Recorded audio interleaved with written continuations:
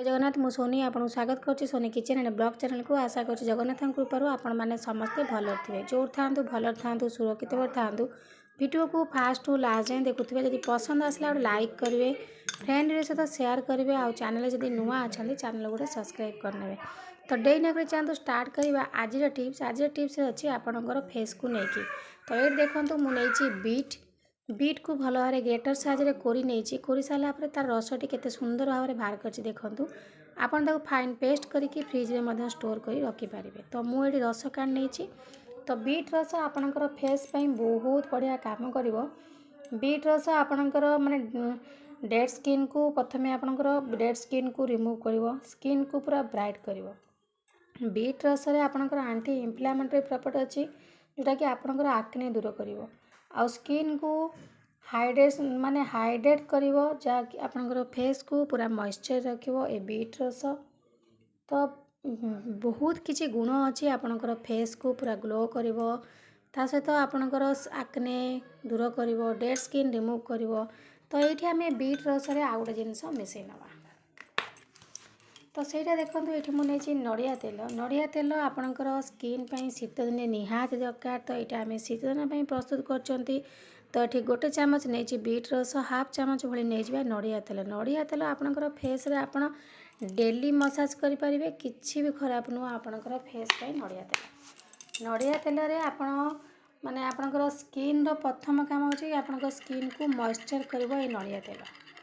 ता सहित आपणकर स्किन रो पिगमेंटेशन हाइपर पिगमेंटेशन को मध्य दूर करता है नड़िया तेल।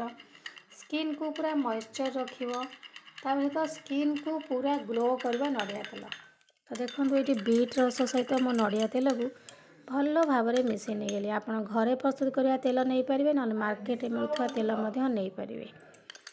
तो मिसई सारा आपन कौन करेंगे आपणकर मुँह को भल भाव में धोई नियंतु धोई सारापर आपको लगातु। ये जो रेमेडी आपको देखा आप प्रत्येक दिन आपणकर फेस रे लगे पारे किसी भी असुविधा ना कौन सी साइड इफेक्ट ना।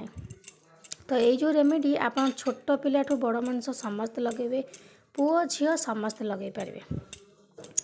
तो देखो यहाँ को मुझे भल भाव में मिसई सारापर ये आप हाथ में लगे देखे नौ आपण मुहरे लगे मुँह को भल धोई ने कौन मेकअप रखिए ये भाव में लगे कि अध घंटा खंड छाड़ी दिंतु ना राति सारा लगे शोई पड़े कहीं किसी नेसी हबार ना ये आपंकर स्किन सहित पूरा मिसीज। तो यही भाव में आपड़ ताकू लगातु देखिए आपणकर फेस रो ग्लो बहुत बढ़ो स्किन पूरा आक्ने दूर हम पिगमेंटेशन दूर हम स्किन को हाइड्रेट रखिबो।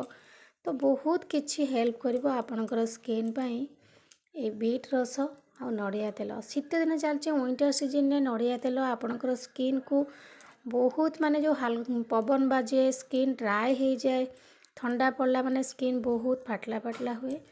तो देखो ये भाव में लगातु आपन कौन सी मॉइस्चर वाला क्रीम कि मार्केट में मिलता जिनस आपको किसी लगे दरकार ना।